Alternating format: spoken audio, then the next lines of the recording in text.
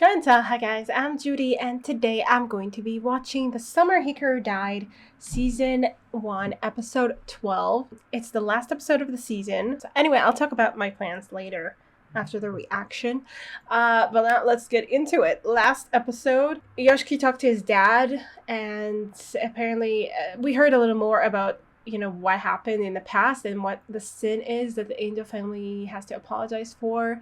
Basically, they asked, like, the wife of an Angel family member died, and he asked for her to be resurrected, but it was only her head, so her head came back to life. But in return, a lot of people lost their heads, and now we need to figure out what's really going on. If Nonoki was really the one who did it, if like it's really his fault, because I get the feeling that we're going to find out at some point that it's not really. Anyway, I don't know. And also why the village was deceased for so long, or why there were bad spirits there even before people died. Like, why was this place so unlucky for so long? Like, what happened there? So there's a lot to still figure out. I don't know how this season is going to end. Hikaru is really going through it. He feels like it might be better for him to just go back to the mountain, but he's really sad about it. He's trying to keep a brave face. But yeah. And I don't know what's going on with Tanaka either. So let's get into this episode. Check out my Patreon for full reactions. Subscribe. Let's go. And a woman from, I think, the company came to visit Rie. Yeah, you're thinking about leaving. I don't think that's gonna happen, though. I don't think Yoshiki will let you.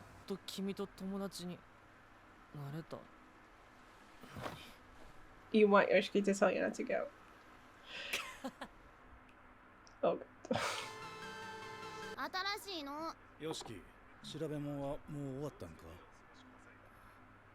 We're having conversation.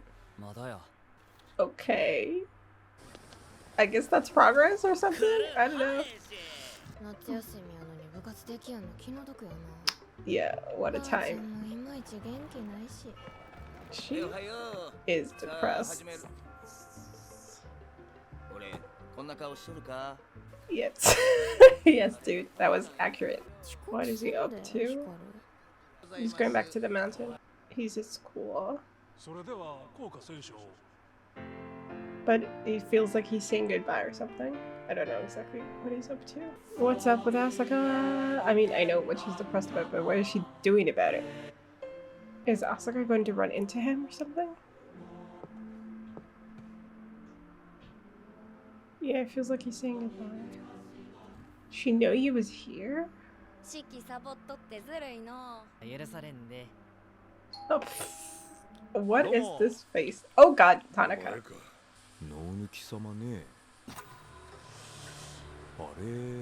You see what he's gonna tell him what.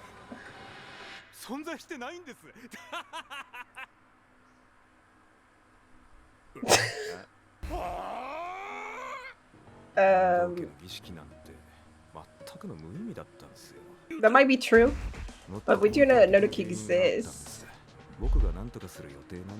Maybe he just means that whoever's taken over Hikaru is not Nonoki. It's not what they think he is. What are you up to, Asaka? Especially now that we don't see your eyes.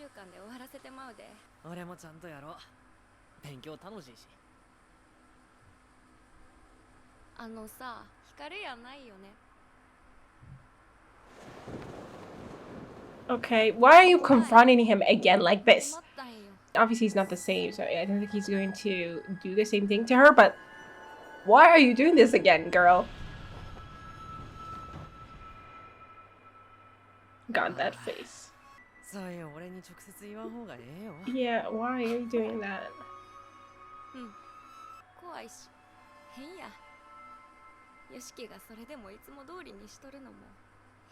Because you know that he knows.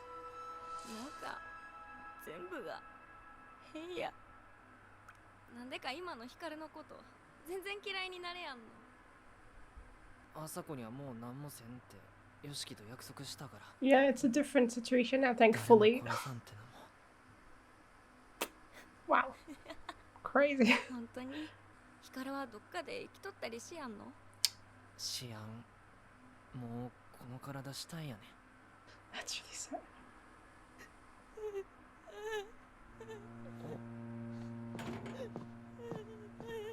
Are you going to hug her? What are you up to?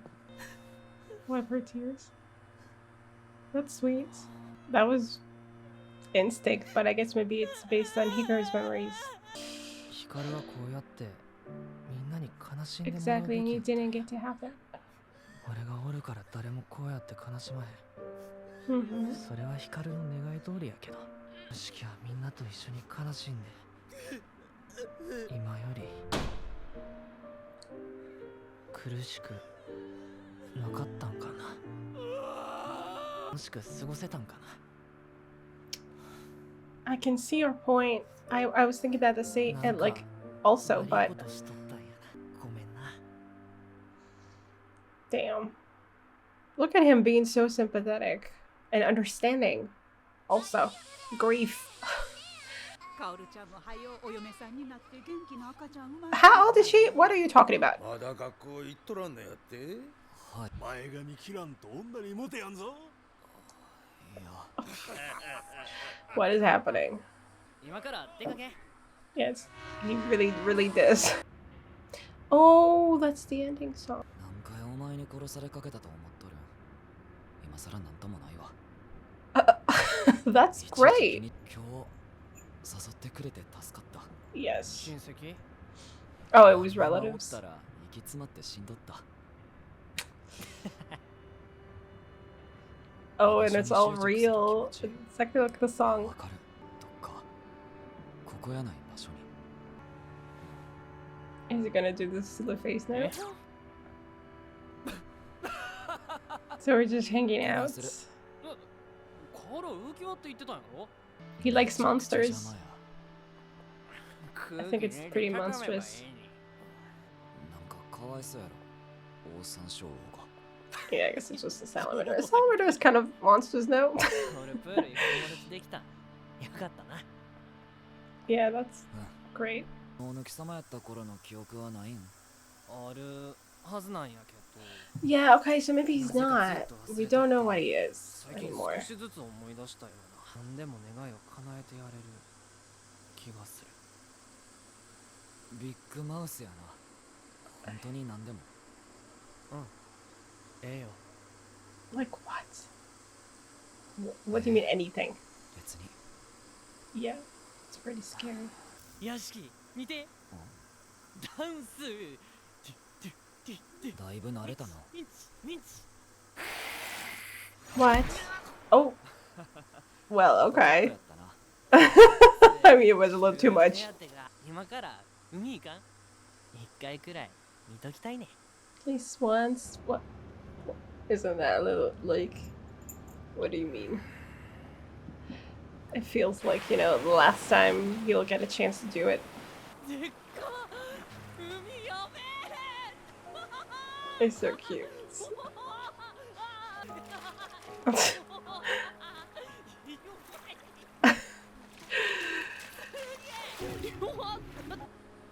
What? No. Oh. What? What?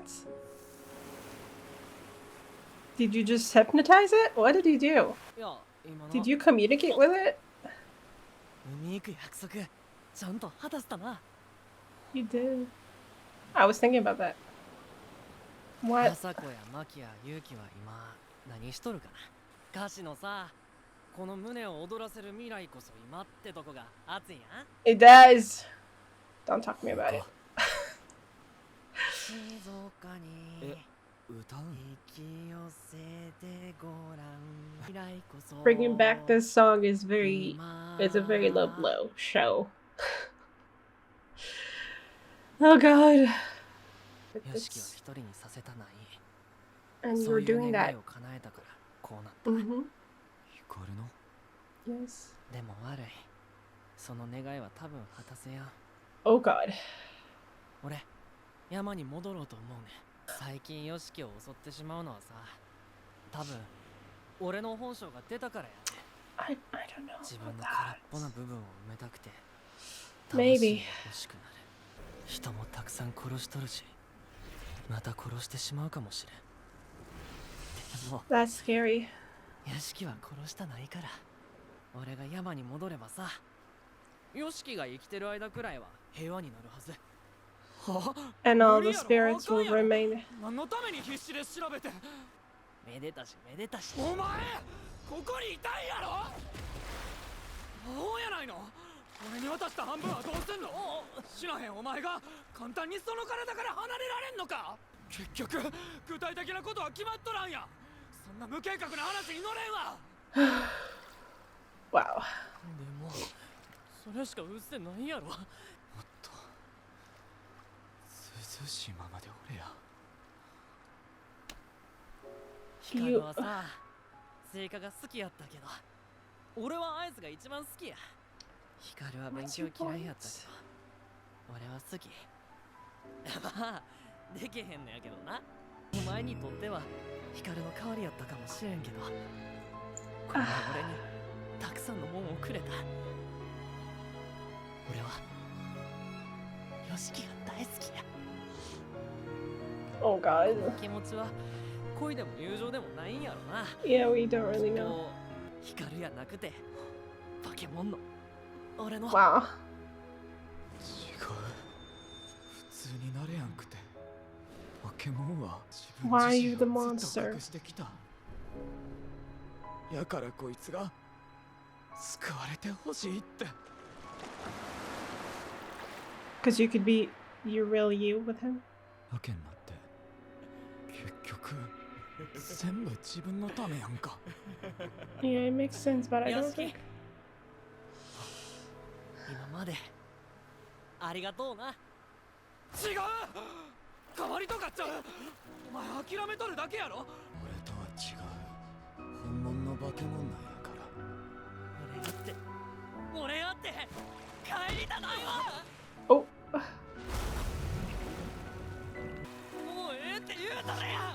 山に帰るんやから。 Like this Yoshiki that's arguing for this. What? バケモンから解放されて、お前にとってもええことやろが。 What are you up to? 本当の自分をバレやんように隠して生きとる。ヒカルが人殺しやとしても、お前とヒカルと一緒に。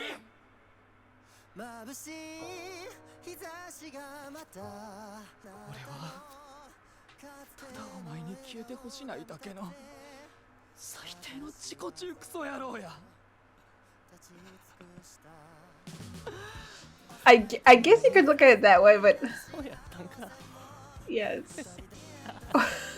もう今さらこれから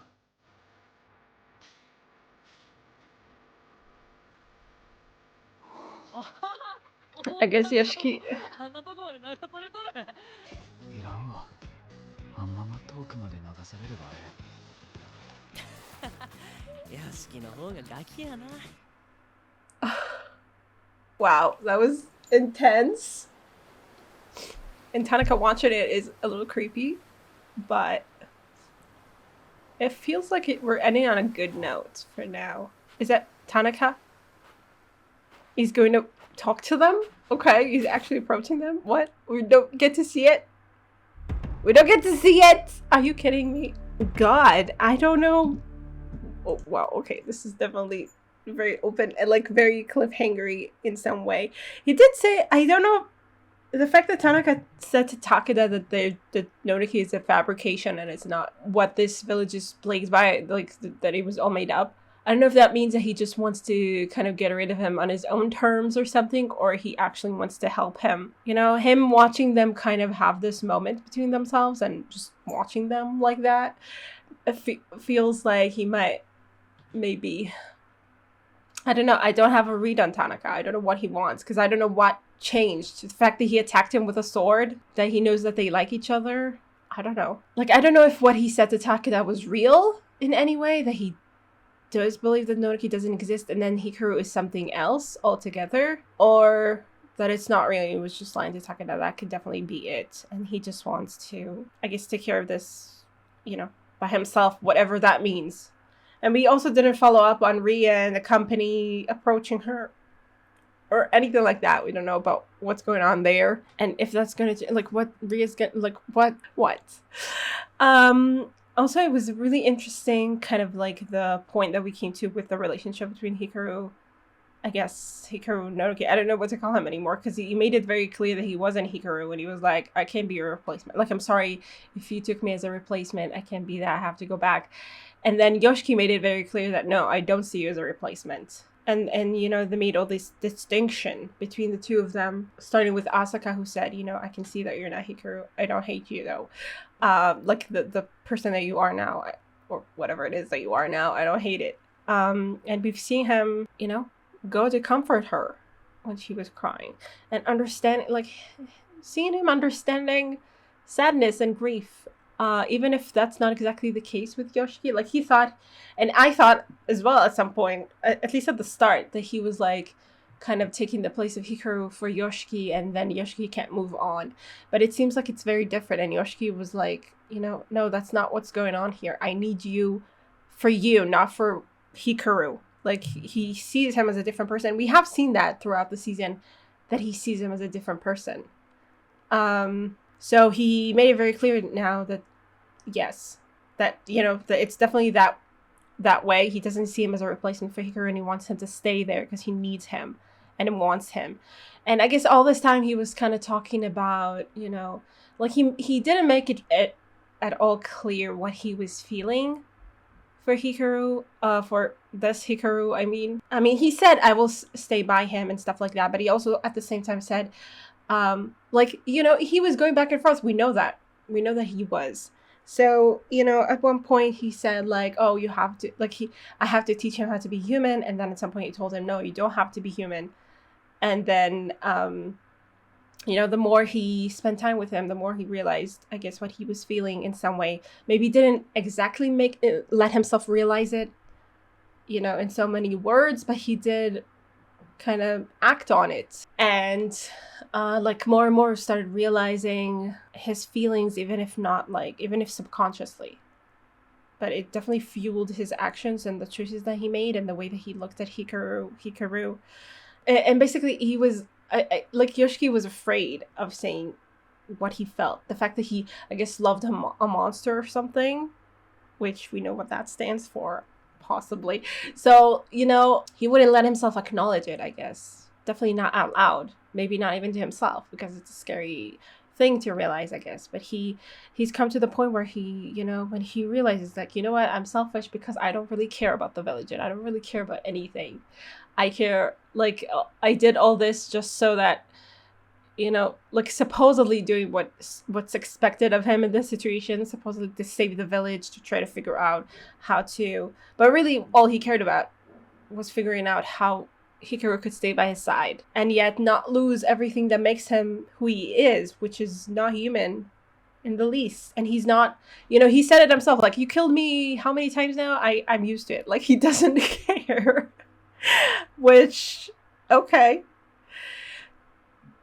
I wonder if that's ever, like, what is ever going to happen, you know, if this just continues the way that it is. I don't think that Hikaru will ever lose himself enough that he actually kills Yoshiki, or whatever it is that happens when, you know, he's gonna take over his soul. But it's still, like, it's just a thing that might happen, and Yoshiki's like, I'm fine with it. I don't care. I'm not scared of it anymore. And I guess it also fits with the theory that Hikaru might have been straight. And this Nonoki, while he says that his feelings are not romantic or friendly, he likes Yoshiki, whatever that means. He just has, you know, his own kind of feelings for him, whatever that means. And Yoshiki, you know, wants that. He wants to have that, I guess. He has his own feelings for Hikaru, whatever those are, which may all just be gay feelings. I don't know. But they're not saying it outright, so who's to say? They also, at some point, I don't remember which of them said it, they said, it's fine, like, we have our own thing. I think Yoshiki said it when he told Hikaru that he doesn't have to be human. I think he said, it's fine, we have our own thing. Something like that. Like, when they talked about Hikaru, and whether, I think it was when Nonoki Hikaru asked him did you like Hikaru? And he said, you don't have to worry about it. We have our own thing, something like that, I think. So yeah, they do have their own thing. And it might include possibly Hikaru Nonoki going out of control every now and then. But it's fine. And I mean, yeah, this was like this big, I guess, cathartic moment for Yoshiki to actually say what he feels. Because again, he hasn't really said it. Because he hasn't really, I think, admitted it to himself even. That he didn't really care. That all this research was kind of bullshit. I mean, I'm sure we're still interested in some way to know what is actually going on here. But Yoshiki doesn't care about the research in terms of like finding out, you know, how to protect the village from Hikaru or something like that. He doesn't really care about that. And it makes sense because he kind of hates the village. We know that. I mean, as horrible as that might sound, sure, maybe it makes him a monster, but I don't think so, because I don't think he will ever actually wish death on them, or at least we haven't reached that point. But he doesn't care so much, you know. Like it's not the reason why he does what he does. It's not the reason why he did this research. It's not. He was maybe pretending that it was the reason, but it's not. Because he was kind of running away from admitting his own feelings to himself and to anyone else. Even though you could probably, I mean, I think Rie or Tanaka or whoever is watching them could probably tell something was going on there, obviously.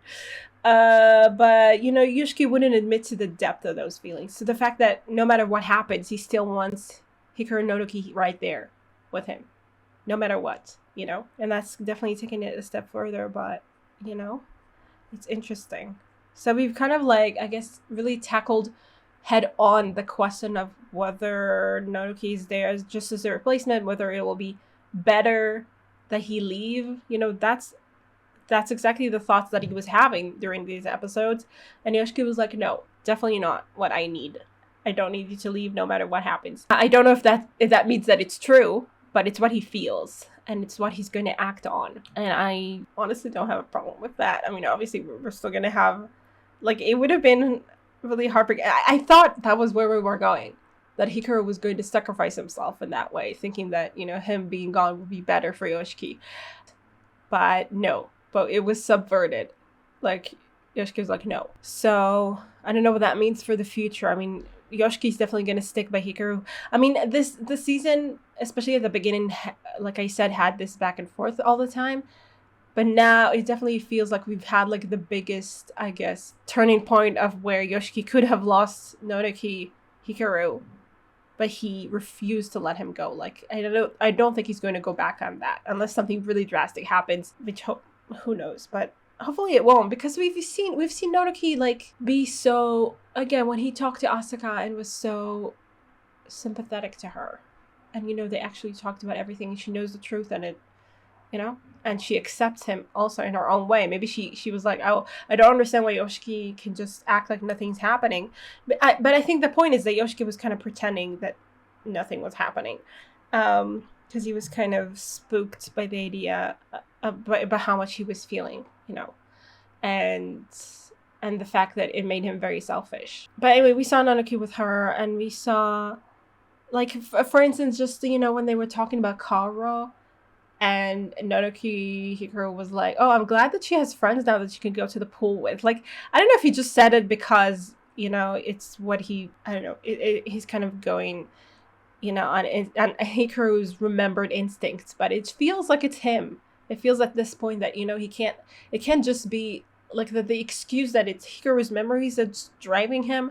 I don't think that's, you know, relevant anymore in some way. Like we were past that point. It feels like at this, like, you know, like Nonoki really established his own identity here. Like, it was very important that it's distinct from Hikaru. Like, he made a point of like saying he does that and I do this, and, you know, he likes that and I like this. And it's different. So he's becoming his own person. Or, I mean, I guess he's always been his own person, or his own monster, or his own whatever. But he's, you know, as a person, in the guise of a human, he's becoming, you know, he's finding out what he likes and what he doesn't like, and what works for him and what doesn't. So it feels like everything, like going forward, things that he does are shaped by the person that he has made of himself, you know? That Yoshiki has made of him. Like, you know, that he's kind of built with with the life that he's lived so far. And if to judge by that, I mean, everything in him is kind of like he has the instincts of a monster, and yet he doesn't want to, lose to them or let them take control. Like he doesn't want to, harm Yoshiki in any way. I don't know. Now that Yoshiki said that he doesn't care about that, like, I don't know where that really leaves us with that. Like, I don't know what's going to happen with that.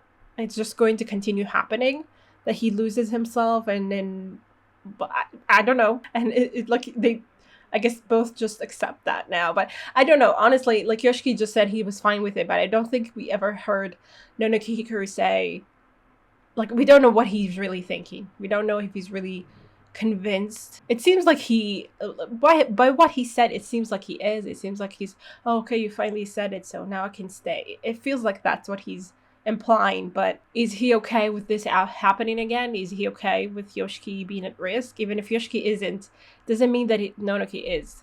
So, I mean, what am I saying?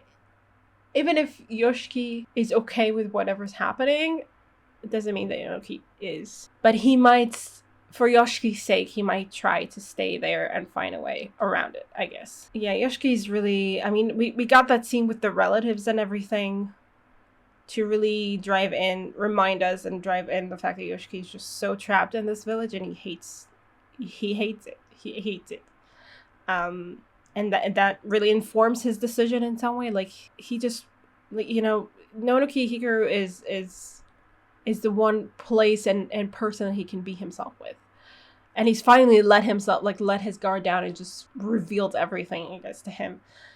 And to Tanaka, I don't know if Tanaka heard everything that they said there. It seems like he was kind of far away, but I don't know what Tanaka is going to say to them now, or if he's going to attack them now. I don't know, but we just ended. So regarding that last scene with Tanaka, and also before that, I mean, there were some visual clues that I guess I didn't pay attention to or didn't realize what they meant. And I think now that it's very clear that, this whole salamander thing kind of stands. I mean, Yoshiki bought it for Kaoru to please her as her older brother.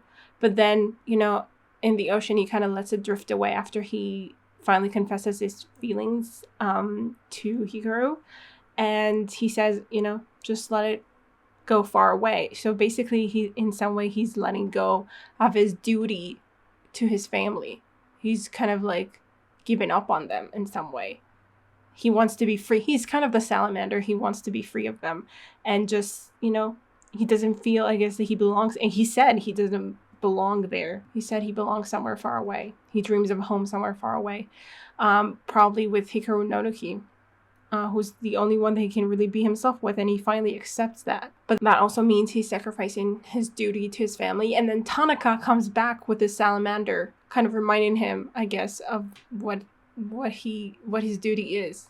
Like, as much as he doesn't care about it, I wonder if he's really willing to let it go completely, like, no matter what happens to his own family. I think it implies that there's going to be some kind of, plan, some kind of strategy that we're going to devise together, possibly. Tanaka, maybe it's hoping too much, but he's going to help them figure out how to, I don't know, hopefully stay together, but also not harm the village at the same time. Figure this all out so that they can leave or something. And the village won't, like, completely collapse. Maybe. And it's also interesting to note that in comparison to Yoshiki, who lets it all go, Nonoki is like, oh, wait, you're letting it drift away. We have to get it back. He's the one thinking about Kaoru. He's the one, like, Yoshiki bought something that Kaoru might not like. He bought something that he possibly might like more. And it's Nonoki who has to remind him, who asks him, like, will she like this? I'm so glad that she has friends now.